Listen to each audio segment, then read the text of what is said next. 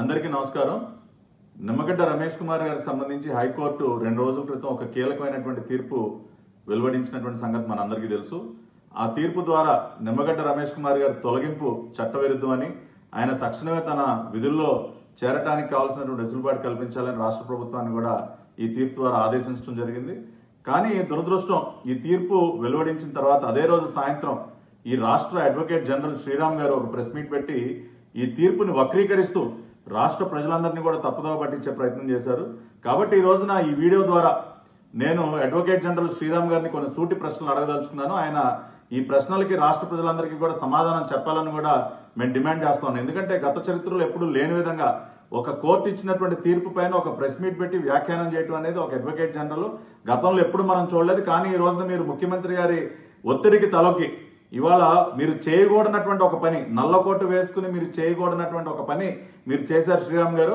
ముఖ్యమంత్రి గారి principal secretary Praveen Prakash గారిని పక్కన కూర్చోబెట్టుకుని మరి ఈ తప్పు పని చేశారు. కాబట్టి ఇవాళ నల్లకోటు అంటే వేసుకున్నటువంటి న్యాయవాదులందరూ కూడా చాలా బాధపడుతూ ఉన్నారు. ఎందుకంటే ఆ నల్లకోటుకే మచ్చ తీసుకొచ్చే విధంగా మీరు వ్యవహరించారు. కాబట్టి ఇక నా ప్రశ్నలు వీటికి మీరు సమాధానం చెప్పాల్సింది.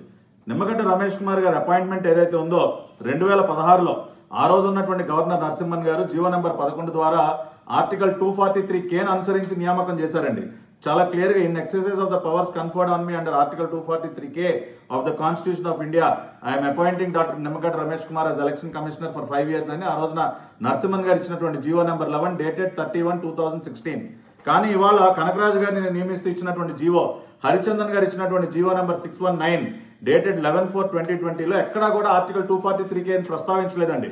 In terms of the ordinance number 5 of 2020 dated 10/4/2020 I'm appointing justice Kanakaraju garu chief election commissioner అని ఆర్టికల్ 243K ని పక్కన పెట్టి, అంటే మన రాజ్యాంగం పొందుపరిచినటువంటి ఒక ఆర్టికల్ని, ఏ ఆర్టికల్ ప్రకారం అయితే ఎన్నికల కమిషనర్ల నియామకం జరగాలో మరి అటువంటి ఆర్టికల్ ని పక్కన పెట్టి ఈ రోజున ఒక జీవో ఇచ్చి మీరు ఏ రకంగా సమర్థిస్తారు అడ్వకేట్ జనరల్ గారు?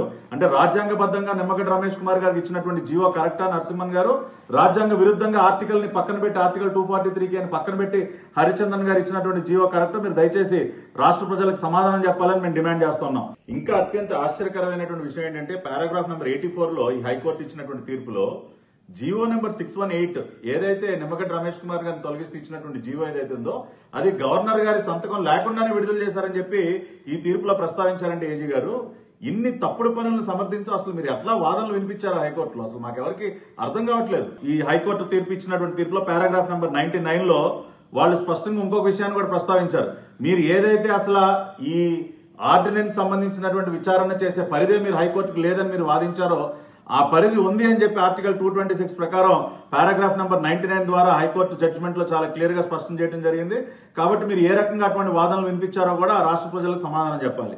అంతేకాకుండా పారాగ్రాఫ్ నెంబర్ 142లో ఈ రోజున చాలా స్పష్టంగా ఒక ఎలక్షన్ కమిషనర్ ని మీరు తొలగించాలి అంటే ఆర్టికల్ 243K ప్రకారం కానివ్వండి, కేంద్ర ఎన్నికల కమిషనర్ ఆర్టికల్ 324(5) ప్రకారంగా కానివ్వండి, ఒక సుప్రీంకోర్టు జడ్జిని, ఒక హైకోర్టు జడ్జిని తొలగించడానికి ఎటువంటి ప్రక్రియ అయితే మనం అవలంబిస్తామో, ఇంపీచ్మెంట్ ప్రాసెస్ ఏదైతే ఉందో దాని ద్వారానే తొలగించే అవకాశం ఉందని చెప్పి paragraph number 142 of the high court judgement లో చాలా క్లియర్ గా మెన్షన్ చేశారు. మరి దీనికి ఏం సమాధానం చెప్తారో మీరు ఆలోచించి చెప్పాలి. అదేవిధంగా ఇవాళ ఏపీ పంచాయతీరాజ్ యాక్టే కాకుండా AP municipal act, greater Hyderabad municipal act అంటే మున్సిపాలిటీలకి మున్సిపల్ కార్పొరేషన్ సంబంధించి మనకి APMC act, GHMC act 2 acts ఉన్నాయి. ఈ 2 యాక్ట్స్ లో కూడా చాలా స్పష్టంగా 243K article 243K of the Indian constitution ఆధారంగానే స్టేట్ ఎలక్షన్ కమిషన్ యొక్క ఏర్పాటు జరగాలని చాలా క్లియర్ గా దీనిలో ప్రస్తావించడం జరిగింది. కానీ మీరు ఈ జిహెచ్ఎంసీ యాక్ట్ ని, ఏపీఎంసీ యాక్ట్ ని పక్కన పెట్టేసి, మున్సిపాలిటీలకు చెందినటువంటి యాక్ట్లను పక్కన పెట్టేసి కేవలం ఒక పంచాయతీరాజ్ యాక్ట్ చట్టానికి మీరు అమెండ్మెంట్ తీసుకొచ్చి జస్టిస్ కనకరాజు గారిని ఏ విధంగా నియమిస్తారు మీరు? అదే అంశాన్ని ఈ రోజున హైకోర్టు తన తీర్పులో పారాగ్రాఫ్ నెంబర్ 167లో ప్రస్తావించింది. దీనికి ఏం సమాధానం చెప్తారో ఏజీ గారు రాష్ట్ర ప్రజలందరికీ కూడా సమాధానం చెప్పాలి. ఇవాళ కేవలం ఒక పంచాయతీ రాజ్ యాక్ట్ అమెండ్మెంట్ ద్వారా నియమించినటువంటి ఒక కమిషనర్ కి అసలు మున్సిపల్ ఎలక్షన్స్ ని కండక్ట్ చేసే అధికారమే లేదని చెప్పి కూడా హైకోర్టు తీర్పులో ఉంది ఏజీ గారు. మరేం సమాధానం చెప్తారు దీనికి?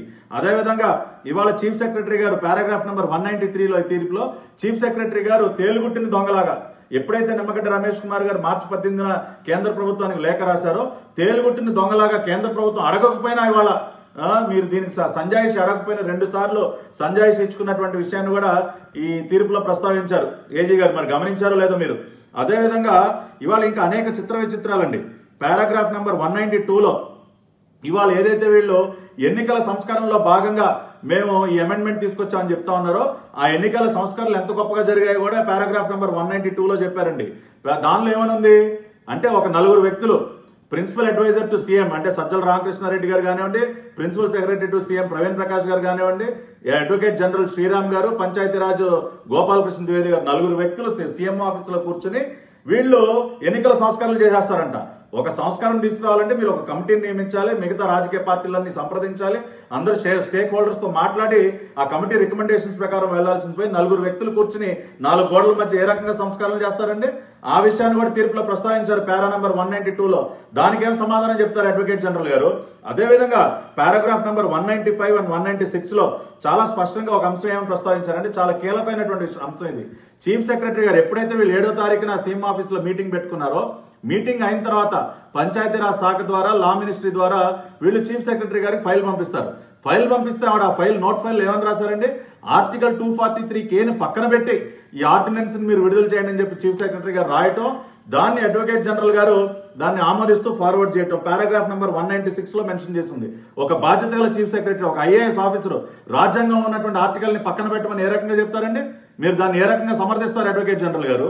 అంటే బాధ్యత గల పదవుల్లో ఉన్నటువంటి మీరు చీఫ్ సెక్రటరీ చేసే పనులు ఇవేనా? ఆర్టికల్స్ రాజ్యాంగాన్ని పక్కన పెట్టండి అని చెప్తారా మీరు? ఏం సమాధానం చెప్తారు దీనికి ఏజీ గారు? ప్రజలకు సమాధానం చెప్పాలి. We demand an explanation from you. అదేవిధంగా ఇవాళ టైమింగ్ సంబంధించి అంటే 10వ తేదీని ఏవైతే వీళ్ళు జీవోలు తీసుకొచ్చారో ఆర్డినెన్స్ తీసుకొచ్చారో పారాగ్రాఫ్ నెంబర్ 198లో చాలా స్పష్టంగా అంటే నిమ్మగడ్డ రమేష్ కుమార్ గారి తొలగింపుకు సంబంధించినటువంటి ప్రక్రియ ప్రారంభించక ముందే నూతన ఎన్నికల కమిషనర్ గా కనకరాజన్ గారిని అపాయింట్ చేసే ప్రక్రియని స్టార్ట్ చేశారు. మధ్యాహ్నం 3 గంటలకి కనకరాజన్ గారి అపాయింట్మెంట్ ప్రక్రియ గవర్నర్ గారి దగ్గర స్టార్ట్ అయిపోతుంది. ఏది? నిమ్మగడ్డ రమేష్ కుమార్ గారిని తొలగించకుండానే ఆ ప్రక్రియ కూడా ఏ విధంగా స్టార్ట్ అవుతుందంటే ప్రభుత్వం దగ్గర నుంచి ఒక ఖాళీ బ్లాంక్ పెట్టి పంపించారంట. కనీసం కొత్త ఎలక్షన్ కమిషనర్ ఎవరో కూడా పేరు రాయకుండా గవర్నర్ గారికి మధ్యాహ్నం 3 గంటలు మీరు ప్రతిపాదన చేస్తే ఆ తర్వాత గంట తర్వాత ముఖ్యమంత్రి గారు పేరు రాసి పంపిస్తారంట బయోడేటా కనకరాజన్ గారిది. అంటే ఖాళీ బ్లాంకులతో కూడా మీరు గవర్నర్ గారికి ఇవాళ ఇటువంటి ఆదేశాలు ఇవ్వమని మీరు ఫార్మాట్లు పంపిస్తారా ఏజీ గారు? ఇది మీరు సమర్థిస్తారా? రాత్రి 10ంటికి మీరు నిమ్మగడ్డ రమేష్ కుమార్ గారిని తొలగించేటువంటి జీవోని విడుదల చేస్తారు. ఏది? గవర్నర్ గారి సంతకం లేకుండా.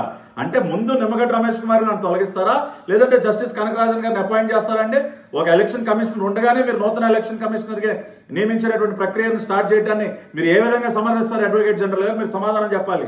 అంతేకాకుండా పారాగ్రాఫ్ నంబర్ 213 అండ్ 214లో ఎలక్షన్ రిఫార్మ్స్ అనే పేరుతో మీరు ఎటువంటి మోసం చేశారో అంటే ఎలక్షన్ నోటిఫికేషన్ 7వ తారీఖున ఎలక్షన్ నోటిఫికేషన్ మార్చి 7 ఇచ్చే వరకు కూడా ఎన్నికల సంస్కరణలు గుర్తురానటువంటి మీకు ఎప్పుడైతే ఎన్నికలు వాయిదా పడతాయో కరోనాకు సంబంధించి ఎన్నికలను వాయిదా వేస్తారో మార్చి 15న నిమ్మగడ్డ రమేష్ కుమార్ గారు అప్పుడు మీకు ఎన్నికల సంస్కరణలు గుర్తొస్తాయి. ఏది? ఆ వ్యక్తిని తొలగించడానికి. ఎప్పుడైతే సుప్రీంకోర్టులో మీకు తీర్పు వ్యతిరేకంగా వస్తుందో అప్పుడు మీకు ఎన్నికల సంస్కరణలు గుర్తొస్తాయి. అడ్వకేట్ జనరల్ గారు ఏం సమాధానం చెప్తారండి దీనికి? అదేవిధంగా పారాగ్రాఫ్ నెంబర్ 315 దానిలో చాలా సీరియస్ కమెంట్స్. ఒక 77 సంవత్సరాల వయసు ఉన్నటువంటి వ్యక్తిని ఆర్టికల్ 243K అనుగుణంగా కాకుండా కేవలం పంచాయతీరాజ్ యాక్ట్ ప్రకారం మీరు ఏ రకంగా నియమిస్తారని చెప్పి హైకోర్టు ప్రశ్నించింది. అదేవిధంగా గవర్నర్ సంతకం లేకుండా జీవో నెంబర్ 618ని మీరు నిమ్మగడ్డ రమేష్ కుమార్ గారిని తొలగిస్తే ఏ విధంగా జీవో ఇచ్చారని కూడా హైకోర్టు తన తీర్పులో ప్రశ్నించింది పారాగ్రాఫ్ నెంబర్ 315లో. దీనికి ఏమి సమాధానం చెప్తారు ఏజీ గారు? చివరిగా వాళ్ళు పారాగ్రాఫ్ నంబర్ 244లో ఒక కీలకమైన వ్యాఖ్య చేశారు. స్వాతంత్రం వచ్చిన దగ్గర నుంచి ఇప్పటి వరకు కూడా 65 సంవత్సరాలకు పైబడి ఒక్క చీఫ్ ఎలక్షన్ కమిషనర్ కూడా పనిచేయలేదు.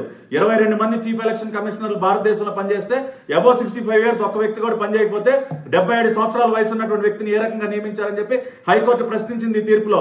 What will you answer to that? అదేవిధంగా పారాగ్రాఫ్ నెంబర్ 254లో రెట్రోస్పెక్టివ్ ఎఫెక్ట్ కి మీరు ఈ తీర్పును పరిగణించడానికి వీల్లేదని కూడా చెప్పింది. అంటే గతంలో జరిగినటువంటి ఈ డేట్ నుంచి వెనక్కి వెళ్లి ఈ తీర్పుని మీరు దీన్ని అమలు చేయడానికి సాధ్యం కాదు, గతంలో ఉన్నటువంటి తీర్పుల ఆధారంగా అడుగుని చెప్పింది. అంటే వితౌట్ ఎనీ రెట్రోస్పెక్టివ్ ఎఫెక్ట్ భవిష్యత్తులో ఉన్నటువంటి అన్ని చర్యలకి ఇది వర్తిస్తుందని చెప్తే మీరు రెట్రోస్పెక్టివ్ ఎఫెక్ట్ గురించి ఎలా మాట్లాడతారు ఏజీ గారు? ఇన్ని చట్ట వ్యతిరేకమైనటువంటి పనులు, ఇన్ని రాజ్యాంగ వ్యతిరేకమైనటువంటి పనులు మీరు అసలు ఎలా సమర్థించారు ఒక అడ్వకేట్ జనరల్ గా?